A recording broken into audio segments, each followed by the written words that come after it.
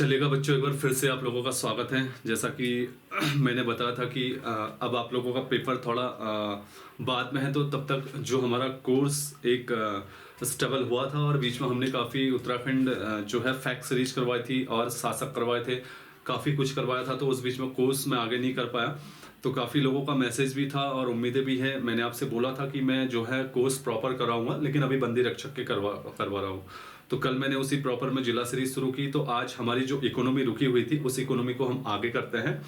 और देखिएगा, रिमेंबर आपको होगा तो लास्ट लेक्चर में मैंने आपको इकोनॉमी में 7वीं पंचवर्षीय योजनाएं पढ़ाई थी, है ना। 7वीं पंचवर्षीय योजना मैंने आपको बताया था कि 7वीं पंचवर्षीय योजना 1985 से लेकर 1990 के बीच में चली थी। और इस बीच में मैंने आपको बताया था कि प्रधानमंत्री आवास योजना, जिसे स्टार्टिंग में इंदिरा गांधी आवास योजना के नाम से जाना जाता था, है ना, काफी कुछ चला था। अब देखिएगा, आप वो देख लीजिएगा, ठीक है, वो लास्ट वाला और जो इकोनॉमी के सारे हैं लेक्चर डाल दूंगा। काफी इंपॉर्टेंट लेक्चर है, याद रखिएगा, ठीक है। और बिल्कुल भी मिस ना करें, सारा कंटेंट याद आएगा। आज की तो जो वीडियो है मस्ट है, मतलब यहाँ से क्वेश्चन बनने की बहुत ज्यादा संभावना है और बहुत ही ज्यादा इंपॉर्टेंट है। और दूसरा, ठीक है, जो हाँ मैं ये कहना चाहता हूँ कि देखिएगा, पढ़ते रहिएगा और ज्यादा इधर उधर नहीं बिल्कुल झांकना है, ठीक है। इकोनॉमी का जो आगे का देखिएगा। अब क्या हुआ, 7वीं पंचवर्षीय योजना हुई ना, मैंने आपको बताया था 1985 से लेके 1990 तक, ठीक है। अब बच्चों, जैसे ही 7वीं पंचवर्षीय योजना हुई, ठीक है, एक देखिएगा योजना अवकाश कब कब हुआ। 1966 से लेके 1969 तक पहला योजना अवकाश, फिर दूसरा योजना अवकाश 1978 से 1980 तक दूसरा योजना अवकाश। 2 योजना अवकाश अभी तक हमने गैपिंग में पढ़ रहे हैं। ये जो था तीसरी पंचवर्षीय योजना के बाद चौथी पंचवर्षीय से योजना शुरू हो रही थी, तो ये योजना अवकाश चला।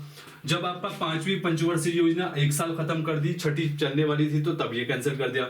अब जब 7वीं चली, तो 7वीं के बाद जब 8वीं चलने वाली थी, तो इसके बाद दिखेगा, इसके बाद क्या किया फिर सरकार ने 1990 से 1992 तक फिर आपका जो भारतीय इतिहास में पंचवर्षीय योजना पढ़ते हो, तो फिर योजना अवकाश रहा। तो ओवरऑल देखेगा, भारत में जितनी भी पंचवर्षीय योजनाएं रही, उनमें देखेगा 3 साल यहाँ 1966 से 1969 3 साल यहाँ योजना अवकाश रहा। 1978 से 1980 2 साल यहाँ रहा।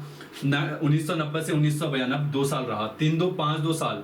तो टोटल आपकी जो 12 पंचवर्षीय योजना पढ़ते हो, तो टोटल 12 पंचवर्षीय योजनाओं के दौरान टोटल जो आपका योजना अवकाश रहा, टोटल 7 साल रहा। अब आपको पता चलना चाहिए कब कब होना चाहिए। 1966 से 1969, ठीक है, ये तीसरी पंचवर्षीय योजना खत्म होने के, चौथी पंचवर्षीय योजना शुरू होने के बीच में 1978 से 1980 यानी कि 1978 से 1980 में क्या हुआ, 5वीं पंचवर्षीय योजना 1 साल पहले ही एंड कर दी गई। 5वीं पंचवर्षीय योजना खत्म होने और छठी पंचवर्षीय योजना शुरू होने के बीच में ये लागू की गई। और जो 1990 से 1992 वाला गैपिंग था, ये 7वीं पंचवर्षीय योजना के खत्म होने और 8वीं पंचवर्षीय योजना के शुरू होने के बीच का टाइम पीरियड था। तो इस प्रकार से आपके पंचवर्षीय योजना में टोटल 3 अवकाश रहे हैं और टोटल कितने साल रहा है, 7 साल रहा है। तो आया ना समझ में, टोटल 7 साल रहा है। तो ये अब 1985 से 1990 तक आपका योजना अवकाश रह गया, ठीक है, वेल एंड गुड। सॉरी, 7वीं पंचवर्षीय योजना रही। अब 1990 से लेके 1992 तक 8वीं पंचवर्षीय योजना चलनी थी, पर 8वीं पंचवर्षीय योजना नहीं चली। समझ में आना, इसके काल में जो है 1 वर्षीय योजना ही चली, ठीक है, 1991 और 1992 में, ठीक है। तो 1 पंचवर्षीय योजना चली 1990-91 में। तो ये जो है योजना अवकाश काल है, ये भी, ठीक है। तो इस बीच में देखिएगा बच्चों, इस योजना अवकाश काल में क्या हुआ, बहुत ही इंपॉर्टेंट हुआ। भारत सरकार ने 24 जुलाई 1991 को एक नई औद्योगिक नीति की जो है घोषणा की, यानी कि नई औद्योगिक नीति जारी की। समझ में आना, नई औद्योगिक नीति जो है जारी की। अब ये औद्योगिक नीति इतनी विश्वसनीय और इतनी डेवलप थी कि इस औद्योगिक नीति के दौरान जो पीएम थे वो पीवी नरसिम्हा राव थे। पीवी नरसिम्हा राव, इन्हीं के टाइम पे अयोध्या कांड हुआ था 1991 में, है ना। और इनकी बुक है अयोध्या को लेके, याद रखेगा। और इस टाइम पे जो वित्त मंत्री थे, याद रखेगा, वो थे डॉक्टर मनमोहन सिंह थे, ठीक है, डॉक्टर मनमोहन सिंह। तो मनमोहन सिंह और नरसिम्हा राव ने मिलके जो है 24 जुलाई 1991 की औद्योगिक नीति एक प्रकार से बनाई और उसको जाके इन्होंने लॉन्च किया। तो इस औद्योगिक नीति में जो मनमोहन सिंह ने कॉन्सेप्ट दिया था सबसे मेन, उसे बोला जाता है एलपीजी कॉन्सेप्ट, एलपीजी। उदारीकरण, निजीकरण व वैश्वीकरण। तो क्वेश्चन आता है कि उदारीकरण, निजीकरण और वैश्वीकरण जो है किस औद्योगिक नीति के तहत भारत सरकार ने इसे एक्सेप्ट किया था। तो जो नई औद्योगिक नीति लागू की थी 24 जुलाई 1991 इसमें, और इसे ही भारत की नई औद्योगिक नीति भी कहा जाता है। इसके तहत उदारीकरण, निजीकरण और वैश्वीकरण किया गया। सबसे इंपोर्टेंट जो था वो था वैश्वीकरण, ठीक है। तो आप कह सकते हो कि 24 जुलाई 1991 से पहले जब भारत आजाद हुआ था 15 अगस्त 1947 और 24 जुलाई 1991, तब तक भारत में वैश्वीकरण जो है अपने बिल्कुल पतन की ओर था, मतलब निचले लेवल पे था, ठीक है। और भारत में जितने भी फॉरेन इन्वेस्टर थे तो वो ज्यादा इन्वेस्ट नहीं करते थे, बहुत कम लोग इन्वेस्ट करते थे, क्योंकि भारत की अर्थव्यवस्था वैश्वीकरण पे नहीं थी। और इस टाइम पे कह सकते हो एक प्रकार से कि भारत की जो अर्थव्यवस्था थी एक प्रकार से बंद अर्थव्यवस्था भी कह सकते हो, ठीक है। इस टाइम तक भारत की अर्थव्यवस्था एक तरीके से बंद अर्थव्यवस्था पे काम करती थी। देखिएगा उदारीकरण के तहत इन्होंने क्या किया, उदारीकरण के तहत जो व्यापार नीतियां बहुत कठोर बनाई थी, समझ में ना, बहुत ज्यादा जटिल जो व्यापार नीतियां बनाई थी उन्हें और आसान कर दिया। जैसे आपने देखा होगा कि आप किसी उद्योग को करने के लिए कोई फाइल लगा के आए, ठीक है। अब वो फाइल एक राउंड में गई, दूसरे राउंड में गई, तीसरे राउंड में गई, चौथे राउंड में गई, पांचवें राउंड में गई। ऐसे करते करते आपने फाइल लगाई है 2022 में और पास होके आ रही है 2026 में। अरे यार 4 साल तक बंदा क्या करेगा, पैसा उसके पास बिजनेस स्टार्ट करने के लिए 2022 में है और आपकी फाइल 2026 में शुरू हो रही है। तो ऐसे में कौन करेगा। तो आधे जो प्रमोटर्स थे, आधे जो इन्वेस्टर थे, वो वैसे ही हतोत्साहित हो जाते थे कि भारत की जो व्यापारिक नीति है और उसके अंतर्गत जो लाइसेंसिंग वाद है वो काफी जटिल था, उसको लेने में काफी कठिनाई आती थी। तो 1991 में उसे उदारीकरण कर दिया, उसे और उदार कर दिया कि यार इसको आसान बनाओ, इससे इन्वेस्टर जो है और आएंगे बेचारे, उनका काम तुरंत में होना चाहिए, ठीक है। तो इस प्रकार से ज्यादा बड़ा। दूसरा निजीकरण देखिएगा, जो निजीकरण, ठीक है, जो प्राइवेट सेक्टर होते हैं, 1991 से पहले सरकारी चीजों का ही ज्यादा बोलबाला था। आज देख रहे हो प्राइवेट मतलब निजीकरण के दौरान हमें कितनी प्रतिस्पर्धा मिल रही है, जैसे एयरटेल, जियो, वोडाफोन, आइडिया, समझ में आना, और भी ले लो, जैसे आप ले लो अमेजॉन ले लो, मिंत्रा ले लो, ये सारे आपके भारत में निजीकरण के उदाहरण हैं। और इससे क्या होता है देखिएगा, इससे क्या होता है, प्रतियोगिता बढ़ती है एक दूसरी कंपनी में, और प्रॉफिट कौन लेता है, प्रॉफिट लेता है ग्राहक लेता है, समझ में आना। जैसे आपने देखा होगा मिंत्रा नाइट में करता है कि आज नाइट के लिए सिर्फ 8 घंटे के लिए छूट है, जो खरीद सकता है।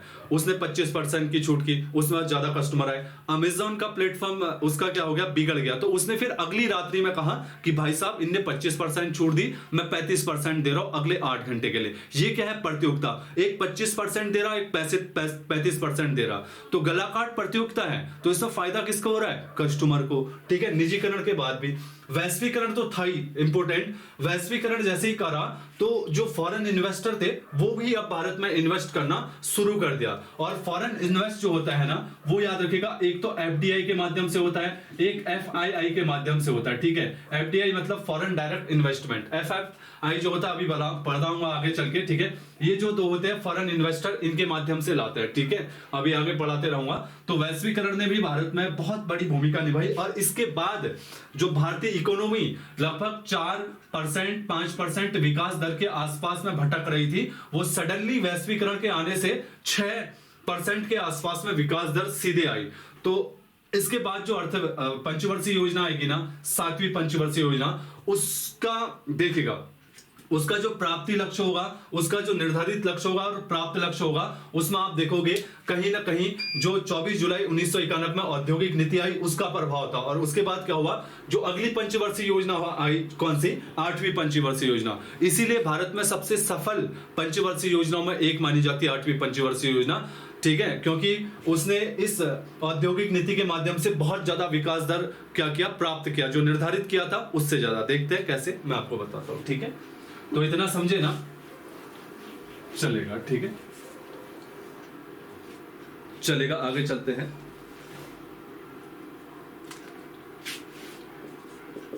1 अप्रैल 1992 से 31 मार्च 1997 तक आपकी कौन सी थी?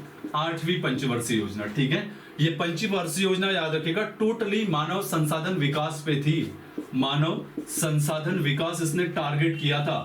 पहली बार कोई ऐसी पंचवर्षीय योजना जिसने मानव संसाधन विकास जो है उसको टारगेट किया है। अब आप बार बार मानव संसाधन विकास बार बार पढ़ते हो, मानव संसाधन विकास है ना। मानव संसाधन विकास क्या है देखिएगा, मानव संसाधन विकास है कि जो मानव है उस पे शिक्षा, ठीक है, शिक्षा हो गया, स्वास्थ्य हो गया, इन चीजों का डेवलप कर और साथ ही स्किल सिखाई जाए उसको, समझ में ना। तो उसको टोटली और कैपिटल पूंजी न बना के ह्यूमन पूंजी बनाया जाए, मानव पूंजी बनाया जाए, वही है आपका क्या? मानव संसाधन विकास। ठीक है, जैसे कैपिटल सुना होगा आपने, एक पूंजी सुनी होगी कैपिटल, है ना। कैपिटल का मतलब पूंजी होता है। उसी प्रकार से मानव संसाधन में क्या होता है, मानव को एक कैपिटल की तरह समझ में आना, एक पूंजी की तरह इसमें जो है डेवलप किया जाता है। पूंजी की तरह मतलब यार मैं अगर अच्छा स्किल में रहूंगा, मैं आपको आज पढ़ा पा रहा हूं तो कहीं ना कहीं मेरी स्किल है, मेरी कौशल है, समझ में आना। मुझे और कौशल होने की जरूरत है तो मैं यूपीएससी लेवल का आपको पढ़ाऊं तो मुझे और क्या करना पड़ेगा? ट्रेनिंग लेनी पड़ेगी, मतलब पढ़ना पड़ेगा ना, और समझ में आना। तो मानव का विकास करना, डेवलप करना, ठीक है, हर चरण में उसका डेवलप करना, उसके स्वास्थ्य का डेवलप करना, उसके बाद उसको स्किल करके क्या करना? मार्केट के अकॉर्डिंग तैयार करना ही मानव संसाधन विकास कहलाता है। तो इस पंचवर्षीय योजना में मानव संसाधन विकास पे ज्यादा जोर दिया जाने लगा कि जो भारत का ह्यूमन रिसोर्स है उसको कहीं ना कहीं भारत के संसाधनों में यूज करने में क्यों ना लगाया जाए, समझ में आना, जो ह्यूमन रिसोर्स है, याद रखिएगा। और ये जो मॉडल था लिखेगा जॉन डब्ल्यू मिलर मॉडल था, जॉन डब्ल्यू मिलर मॉडल था। ठीक है, जॉन डब्ल्यू मिलर मॉडल था। कई बार पूछा जाता है कि 8वीं पंचवर्षीय योजना किसने तैयार की थी? जॉन डब्ल्यू मिलर मॉडल पे थी और मानव संसाधन विकास खासकर इसमें टारगेट किया था। ठीक है, इसका देखिएगा जो आर्थिक विकास दर थी, लक्ष्य था 5.6 और प्राप्त हमने किया 6.8। लक्ष्य दर जो था 5.6 और प्राप्त किया 6.8। मैंने बोला ना पहली ऐसी पंचवर्षीय योजना है जो सबसे सफल पंचवर्षीय योजनाओं में एक है। और इसके सफल होने के पीछे रीजन क्या है? जो 24 जुलाई 1991 कोई औद्योगिक नीति आई थी जिसमें वैश्वीकरण, निजीकरण और क्या हुआ था? उदारीकरण, उसका सबसे बड़ा योगदान था कि ये जो है सफल हुई, अपने पीक लेवल पर गई। इतना समझ में आया?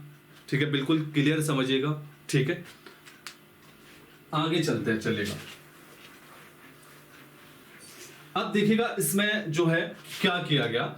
8वीं पंचवर्षीय योजना में बताया जाता है कि सबसे ज्यादा जो खर्च किया गया वो एनर्जी सेक्टर यानी कि ऊर्जा, ठीक है, ऊर्जा क्षेत्र में सबसे ज्यादा खर्च किया गया 8वीं पंचवर्षीय योजना में। इसी पंचवर्षीय योजना में 1993 में भारत सरकार ने प्रधानमंत्री रोजगार योजना चालू की थी। प्रधानमंत्री रोजगार योजना चालू की गई थी, याद रखिएगा, प्रधानमंत्री रोजगार योजना चालू की। ठीक है, और ये योजना चालू की गई 18 से 35 वर्ष तक के युवाओं के लिए। ठीक है, तो 1993 में प्रधानमंत्री रोजगार योजना शुरू की गई थी। ठीक है, 1992 से लेके 1997 तक ये योजना थी।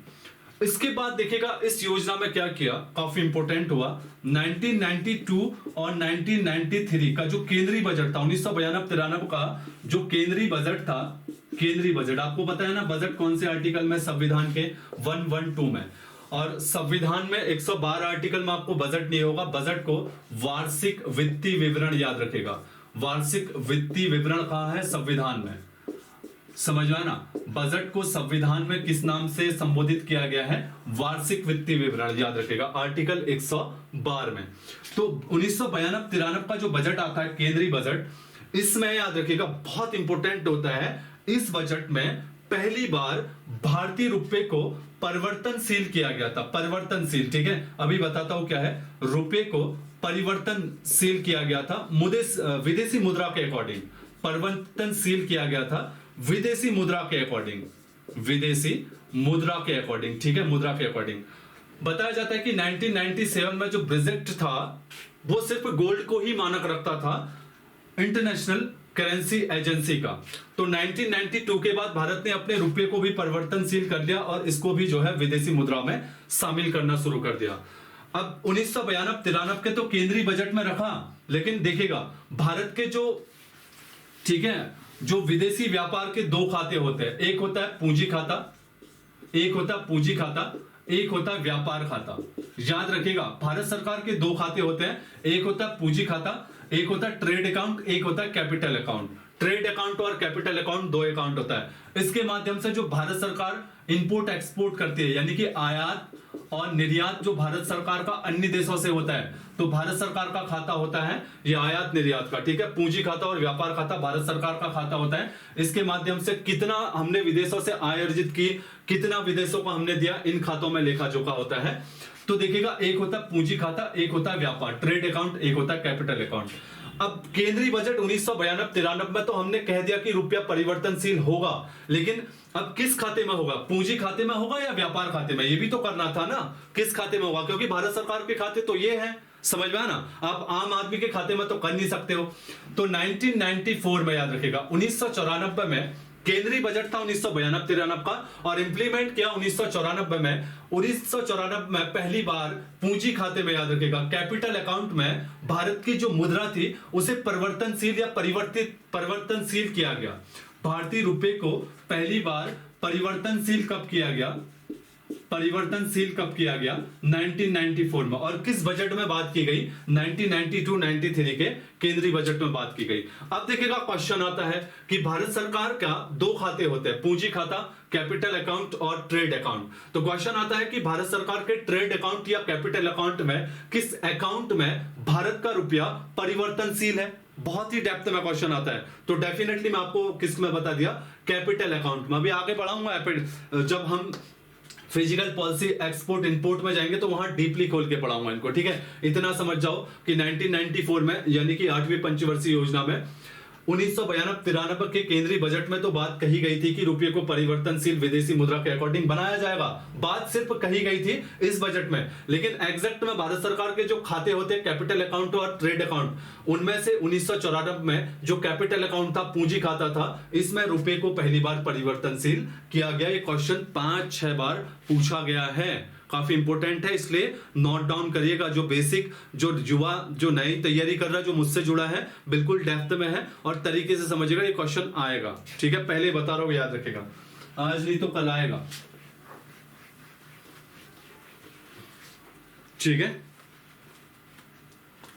देखिएगा इसके बाद इसी 8वीं पंचवर्षीय योजना में 1 जनवरी 1995 को WTO बना, वर्ल्ड ट्रेड ऑर्गेनाइजेशन, ठीक है। 1947 में देखिएगा, इसकी भी कहानी बताऊं, गैट बना था।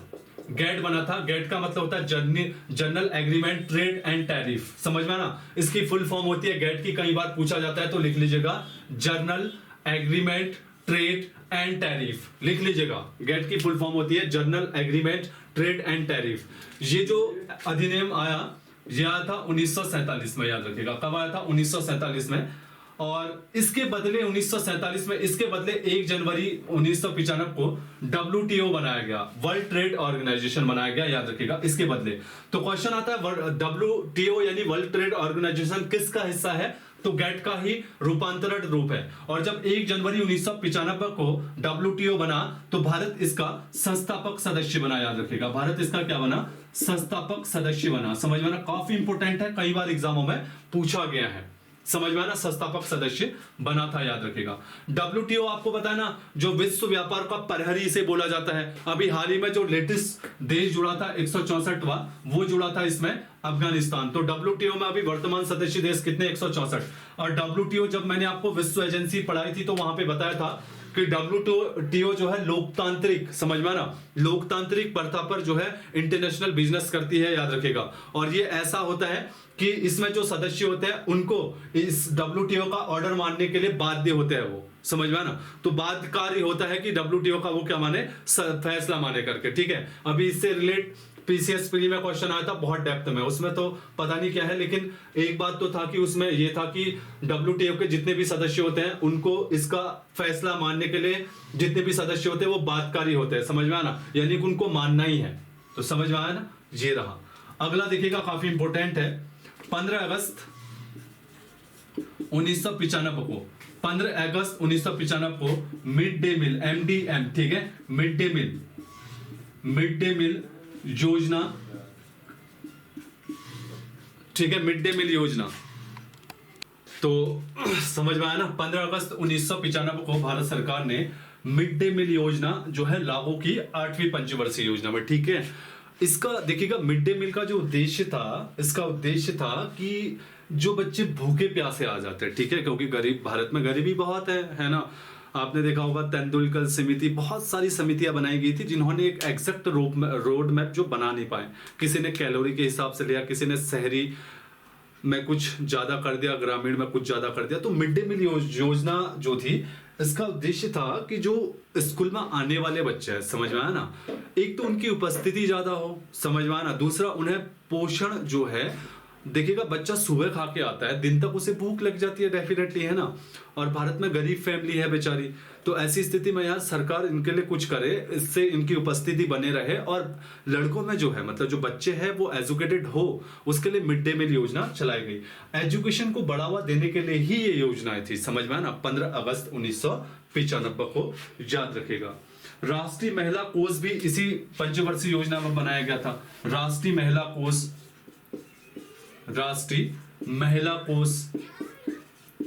राष्ट्रीय महिला कोष भी जो है इसी पंचवर्षीय योजना में बनाया गया था, याद रखेगा।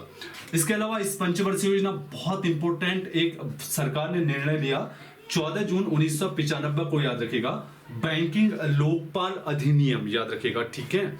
बैंकिंग लोकपाल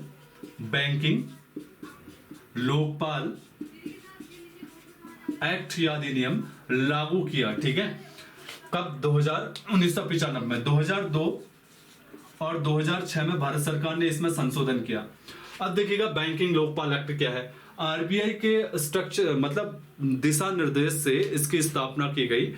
और देखिएगा, कहा गया कि जो बैंकिंग लोकपाल है, वो जो कस्टमर्स है, समझ में ना, जो बैंकिंग क्षेत्र में कस्टमर्स हैं, उनके साथ कोई धोखाधड़ी हो जाती है, ऐसी स्थिति में वो केस करते हैं, तो बैंकिंग लोकपाल के तहत जो है, मतलब जो ठगा महसूस कर रहा है कस्टमर, ठीक है, उसको जो है ये बैंकिंग लोकपाल बिल के तहत उसको क्या दिया जाएगा, अगर उसको ठग लिया गया है तो कार्रवाई की जाएगी और उसका जो नुकसान है उसकी भरपाई करने की कोशिश करेगी और ये जांच करेगी कि आखिरकार उसके साथ या तो बैंक ने किया या किसी व्यक्ति ने तो नहीं किया है, ठीक है। दूसरी चीज देखेगा, जो बैंक लोकपाल एक्ट बना तो दिया गया, जनता और ठगों पे तो सख्ती से लागू होता है ये, लेकिन अगर बैंकिंग लोकपाल जो है, अगर ये आरबीआई को, याद रखेगा, आरबीआई के गवर्नर को भी नहीं, आरबीआई के डिप्टी गवर्नर को ये अपनी क्या देता है, रिपोर्ट सौंपता है, समझ में ना। आरबीआई के गवर्नर को नहीं, आरबीआई के डिप्टी गवर्नर को रिपोर्ट सौंपता है। आरबीआई के डिप्टी गवर्नर को रिपोर्ट सौंपता है। अब आरबीआई का डिप्टी गवर्नर या आरबीआई जो बॉडी है, वो बैंकिंग लोकपाल जो है इसके सुझाव को मानने के लिए बाध्यकार नहीं है भैया। तो बनाया क्यों जब बाध्यकार नहीं है? तो समझ में ना, आपने बहुत सी चीजें देखी होंगी कि सरकार ने ऐसी चीजें बना रखी है जहां बाध्यकार है ही नहीं सरकार। जैसे आपने योजना आयोग देखा होगा, पूरा सारा खाका बना के लास्ट में बाध्यकार है ही नहीं सरकार, मान भी सकती है नहीं भी मान सकती है। तो बैंकिंग लोकपाल भी यही था। लेकिन हाँ, आज के टाइम पे आपके पास कोई ठगी होती है, कोई केस होता है बैंक संबंधित, तो जो 14 जून 1995 को बैंकिंग लोकपाल एक्ट आया था, इसके तहत आप केस कर सकते हो, आपका तो लड़ेगा ही लड़ेगा।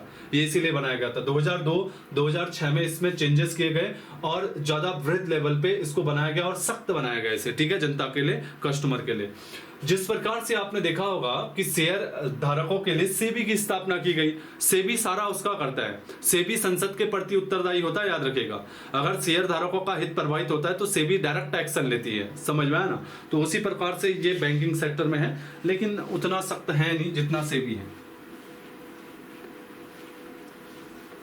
आया समझ में?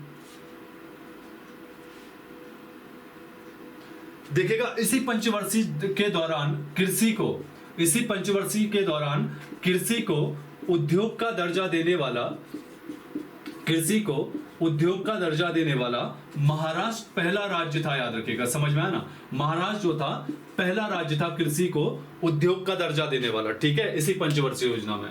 इसी पंचवर्षीय योजना के दौरान आपने देखा होगा 73वां और 74वां संविधान संशोधन जो है स्थानीय स्वशासन को मजबूत करने के लिए 73वां 74वां संविधान संशोधन किए गए भारत सरकार द्वारा, ठीक है, 1992 में, और 1993 में इसे इम्प्लीमेंट कर दिया गया और इसके लिए भाग 9A जोड़ा गया, ठीक है, भाग 9A जोड़ा गया। और 73वें संविधान संशोधन से तो ग्रामीण व्यवस्था और 74 से जो नगरीय नगर निगम नगर पालिका है उनको मजबूत किया गया, यानी कि उनको संवैधानिक दर्जा दिया गया। तो इतना सारा कुछ आपका किस में हुआ बताइएगा, 8वीं पंचवर्षीय योजना में। और इसमें रोजगार बढ़ाने के लिए 5 लोगों को समझ में आना, जो अशिक्षित लोग थे उनको शिक्षित करने के लिए भी कई योजनाएं चलाई गई। तो मिड डे मील काफी इंपॉर्टेंट है, तो इसी योजना के तहत 15 अगस्त 1995 को लागू किया गया। बाकी कृषि को उद्योग का दर्जा देने वाला महाराष्ट्र पहला राज्य था, इसी पंचवर्षीय योजना के दौरान उसने ये दिया था। आया समझ में, है ना?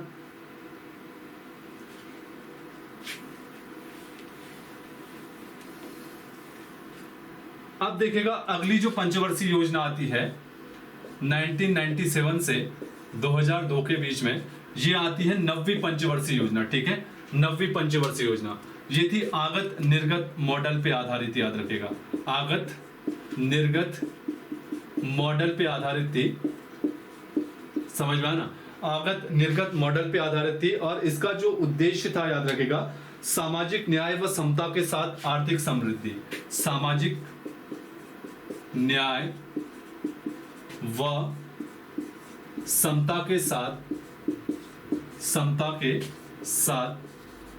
आर्थिक समृद्धि, ये लक्ष्य था इसका, ठीक है, ये पाने का। और ये मॉडल था, ऊपर मॉडल कौन सा था, आगत निर्गत, और लक्ष्य क्या रखा गया था, सामाजिक न्याय व समता के साथ आर्थिक समृद्धि। बच्चों मैं बता दूं, इसका ये जो लक्ष्य है ना, ये जो टैगलाइन है ना, ये 5 बार पूछी गई है एग्जाम में। तो क्वेश्चन आता है किस पंचवर्षीय योजना में सामाजिक न्याय व समता के साथ आर्थिक समृद्धि का लक्ष्य रखा गया था, तो 9वां, और किस मॉडल पे आधारित थी, आगत निर्गत मॉडल पे आधारित थी। अब देखिएगा, इससे पहले 1 साल पहले पंचवर्षीय योजना जब 7वीं थी, तो उससे 1 साल पहले 1996 में क्या हुआ, 1996 में अटल बिहारी वाजपेयी पीएम बनते हैं, अटल बिहारी वाजपेयी पीएम बनते हैं, और मात्र 13 दिनों बाद मात्र 13 दिन तक ये पीएम रहे, और अविश्वास प्रस्ताव द्वारा इनको हटाया जाता 1996 में, ठीक है। तो 13 दिन तक, तो सबसे कम कार्यकाल के पीएम रहने वाले भी यही व्यक्ति थे, कौन, अटल बिहारी वाजपेयी। ये 13 दिन, ये इसी टाइम पे 1996 में, क्योंकि 13 दिन बाद अविश्वास प्रस्ताव पारित किया गया और इनको बहुमत न मिलने से लोकसभा में इसकी सरकार गिर गई। इसके बाद देवगौड़ा को एसडी देवगौड़ा को अगला प्रधानमंत्री बनाया गया। उसके बाद आईबी गुजराल को अगला पीएम बनाया गया, और देन 1998 में फिर अटल बिहारी वाजपेयी जो है, वाजपेयी क्या बने, फिर जो है आपके क्या बने, पीएम बने।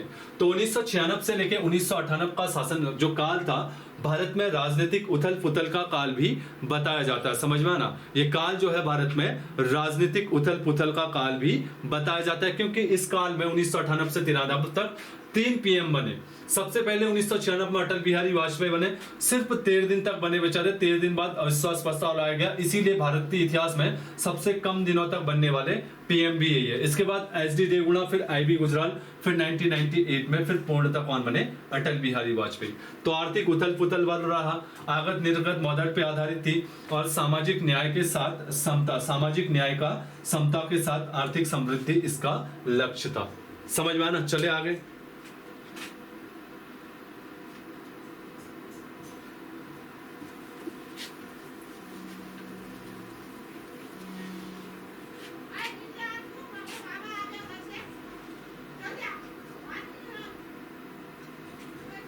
देखिएगा, इस पंचवर्षीय योजना में हम देखते क्या होते हैं। सबसे पहले सरकार ने 5 करोड़ रोजगार सृजन करने का लक्ष्य रखा, ठीक है, 5 करोड़ रोजगार सृजन करने का लक्ष्य रखा था कि भैया हम लोग जो है इस पंचवर्षीय योजना में 5 करोड़ रोजगार देंगे, ठीक है, जिसका सृजन करेंगे। दूसरा देखिएगा, इस पंचवर्षीय योजना में 1998 में कारगिल युद्ध हुआ, है ना, कारगिल युद्ध हुआ। कारगिल युद्ध होने से पहले देखिएगा, मई 1998 में भारत ने शक्ति 98 शक्ति 98 से अपना दूसरा पोखरण में, जैसलमेर में पोखरण रेंज में 5 परमाणुओं का परीक्षण किया। 5 परमाणुओं का परीक्षण किया। पहला किया था 1774 में, ठीक है, 5वीं पंचवर्षीय योजना के दौरान 1774 में, लगभग हाँ 5वीं के दौरान ही था। और दूसरा किया मई 1998 में। पहला तो अनसक्सेस रहा, मतलब सफल नहीं रहा। पहले वाले का कोड था स्माइलिंग बुद्धा, दूसरे वाले का कोड था शक्ति 98, ठीक है। और मई 1998 में अटल बिहारी वाजपेयी के शासनकाल में किया गया था। और इस टाइम पे इसका पूरा जो चार्ज लिया था इस पोखरण रेंज में परमाणु परीक्षण का, ये लिया था अब एपीजे अब्दुल कलाम ने। समझ में आया ना।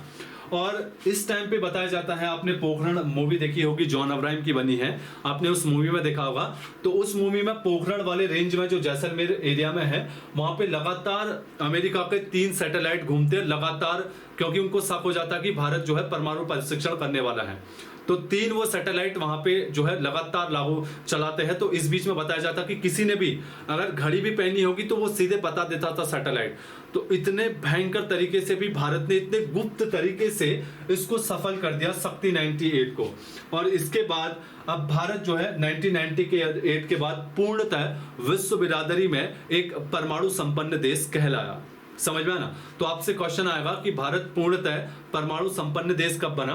तो 1998 का जो पोखरण रेंज का 5 परमाणु वाला जैसलमेर शक्ति 98 के बाद जो है भारत परमाणु संपन्न देश बना। तो इसी बीच में, और इसके बाद सीधे कारगिल का युद्ध हो गया 1998 में, ठीक है, पाकिस्तान के बाद।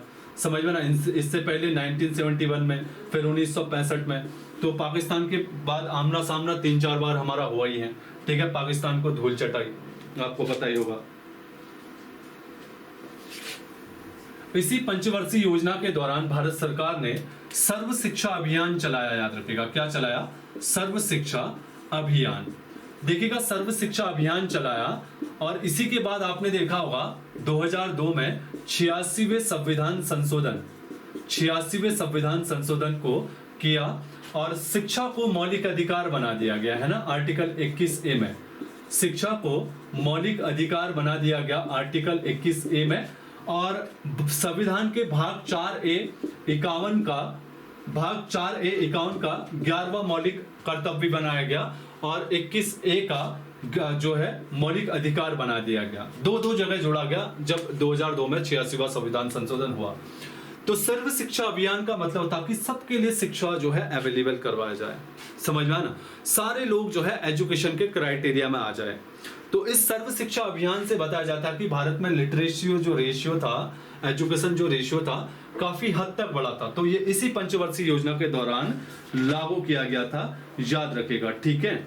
इसके अलावा देखिएगा NHDP, national highway development programme, ठीक है, राष्ट्रीय राजमार्ग विकास कार्यक्रम, ठीक है, NHDP, national highway development programme, इसी पंचवर्षीय योजना में 2000 आसपास के लागू किया गया। और इसी पंचवर्षीय योजना में लिखिएगा प्रधानमंत्री ग्राम सड़क योजना, प्रधानमंत्री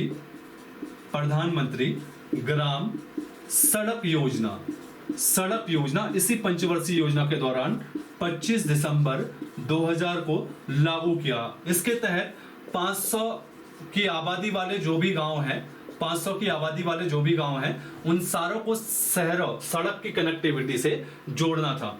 तो प्रधानमंत्री ग्राम सड़क योजना जो 25 दिसंबर 2000 को चली, इसी के माध्यम से आज भारत के लगभग सारे गांव जो है सड़क कनेक्टिविटी से जुड़ने की ओर हैं। जैसे जिस ब्लॉक में मैं काम करता हूं, तो यहाँ पे ऑलमोस्ट मतलब हर ग्राम पंचायत, पहाड़ों में भी इसी प्रधानमंत्री ग्राम सड़क विकास योजना के तहत क्या है, अब सड़क कनेक्टिविटी से जुड़ चुके हैं लगभग ऑलमोस्ट, ठीक है। बहुत ही कम रेयर रह गए होंगे।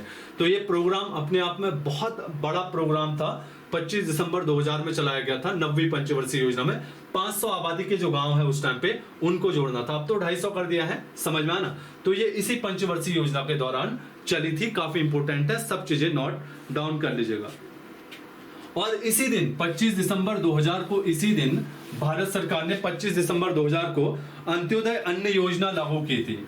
अंत्योदय अंत्योदय अन्न योजना लागू की थी। अन्न योजना लागू की थी। इसके तहत 2 रुपए किलो